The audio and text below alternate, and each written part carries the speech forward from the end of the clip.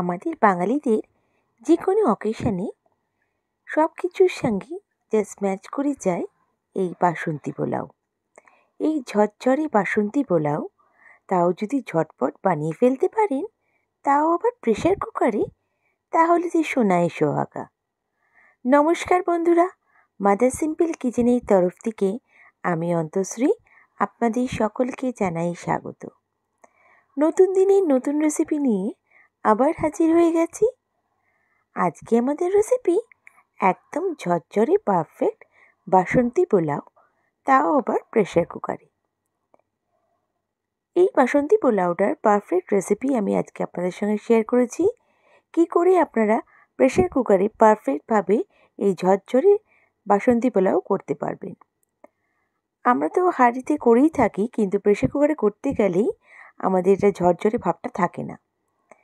আমি আজকে আপনাদের সঙ্গে কিছু টিপস শেয়ার করব, যাতে বাসন্তী পোলাওটা প্রেশার কুকারে এরকম পারফেক্ট ঝরঝরে হবে আর একদম ইনস্ট্যান্ট তৈরি হয়ে যাবে।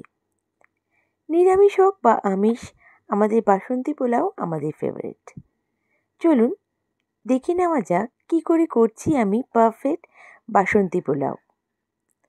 বাসন্তী পোলাও করার জন্য আমার এখানে দরকার বাসমতি রাইস।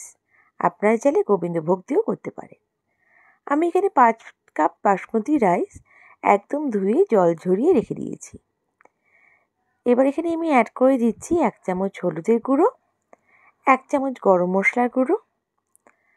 এখানে আমি 4 চামচ চিনি অ্যাড করেছি, যেহেতু বাসন্তী পোলাও একটু মিষ্টি মিষ্টি হলেই ভালো লাগে। তো আপনারা যদি চান এটাকে কমিয়ে নিতে পারেন। আর এখানে আমি স্বাদ অনুযায়ী লবণ অ্যাড করেছি। এবার আমি এখানে অ্যাড করে দেব 2 টেবিল স্পুন মতন ঘি। আমি এখানে বড় চামচের 2 চামচ ঘি অ্যাড করছি। এবার ভালো করে আমাকে কিন্তু মেখে নিতে হবে সব উপকরণগুলো চালের সাথে।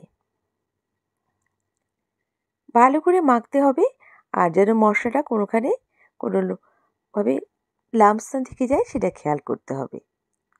দেখুন খুব সুন্দর করে আমি মেখে নিচ্ছি এই বাসন্তী পোলাওয়ের জন্য চালটা। চালটা কিন্তু একদম ড্রাই করে ঝরঝরিয়ে করে নেবেন।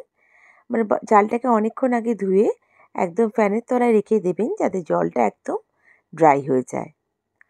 আর কি করে পারফেক্টভাবে ঝরঝরে করবেন, এটা কিন্তু একটা প্রথম টিপস আপনাদের জন্য।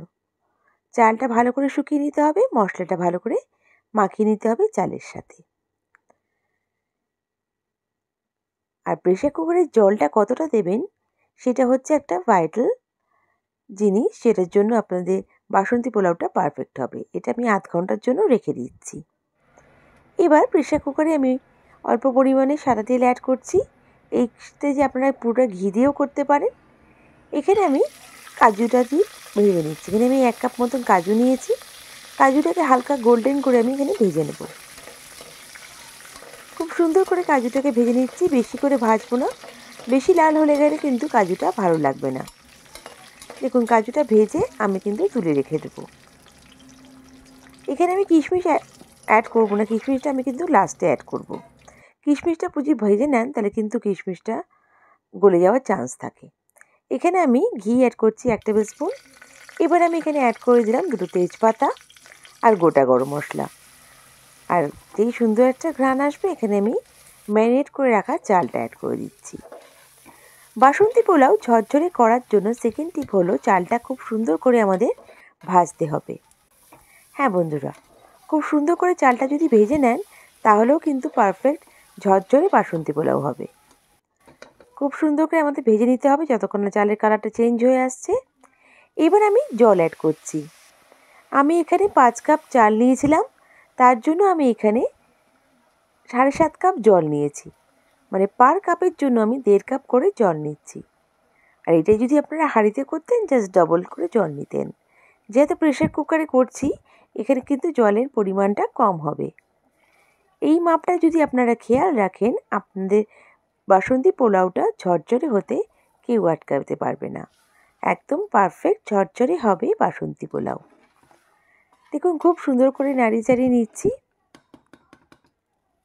এবার আমি এখানে আমার কিশমিশ অ্যাড করছি 1 কাপ মতন, আর এখানে ভেজে রাখা কাজুটাও অ্যাড করে দেবো। আমি কিন্তু এখানে কাঁচা লঙ্কা অ্যাড করে দিয়েছিলাম, সেটা আমি অফ ক্যামেরায় অ্যাড করেছি। এবার আমি এখানে প্রেসার কুকারটাকে জাস্ট একটা হুইসেলই দেবেন, দিয়ে সঙ্গে সঙ্গে অফ করে দেবেন। দেখুন একদম কতটা ঝরঝরে হয়েছে এই বাসন্তী পোলাও। দেখেই বুঝতে পারছেন কতটা সুন্দর ঝরঝরে হয়েছে। আর আমার রেসিপিটা কিন্তু একদম রেডি। বন্ধুরা, আমার রেসিপিটা যদি ভালো লেগে থাকে প্লিজ লাইক করে সাবস্ক্রাইব করে আমার পাশে থেকে যাবেন।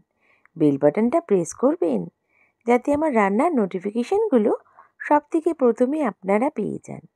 আর যদি আমার রেসিপিটা ফেসবুক পেজ থেকে দেখে থাকেন তাহলে আমার পেজটাকে লাইক করে ফলো করে দেবেন প্লিজ। আপনাদের এক একটা লাইক কমেন্ট আমাকে মোটিভেট করে নতুন নতুন রেসিপি নিয়ে আসার জন্য। আর বন্ধুরা, আপনাদের মিষ্টি মিষ্টি কমেন্টসের জন্য অসংখ্য ধন্যবাদ। আমি সত্যিই মোটিভেট হচ্ছি, আমার কাজে আগ্রহ বাড়ছে। আর এই রেসিপিটা কেমন লাগলো আমায় কমেন্ট করে নিশ্চয়ই জানাবেন। নেক্সট রেসিপি নিয়ে আবার হাজির হয়ে যাব। ভালো থাকবেন, সুস্থ থাকবেন। বাই। Thank you.